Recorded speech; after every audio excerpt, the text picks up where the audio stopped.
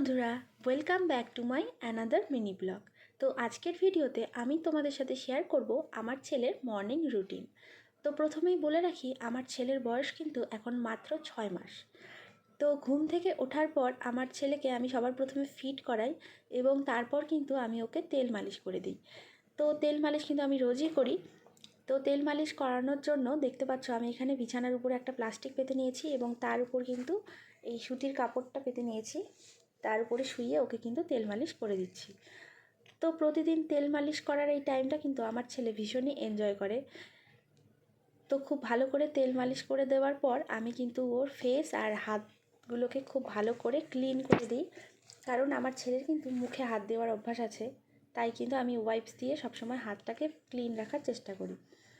তো ওকে খুব ভালো করে ক্লিন করে দেওয়ার পর আমি কিন্তু নিয়ে চলে গেলাম ওকে স্নান করাতে বারান্দায়। তো এখন কিন্তু আমার ছেলে বসতে পারে মোটামুটি, ধরে রাখলে পরে।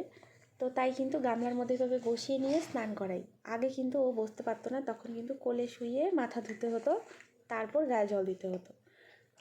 তো স্নান কমপ্লিট করার পর আমি কিন্তু ওকে ঝটপট ঘরে নিয়ে চলে আসলাম, কারণ বাইরে বেশিক্ষণ থাকলে ঠান্ডা লেগে যেতে পারে। এরপর কিন্তু আমি ওকে জামাটা পরিয়ে দিচ্ছি। আর দিনের বেলার টাইমটা কিন্তু আমি চেষ্টা করি আমার ছেলেকে সবসময় ডাইপার ফ্রি রাখার। তাই কিন্তু দেখতে পাচ্ছ আমি এখানে সুতির কাপড় একটা পরিয়ে রেখেছি। আর বিকালের পর সন্ধ্যার দিকে কিন্তু আমি আবার ডাইপার পরাই, কারণ রাতের বেলা কাপড় পরিয়ে রাখলে ঠান্ডা লেগে যেতে পারে তাই।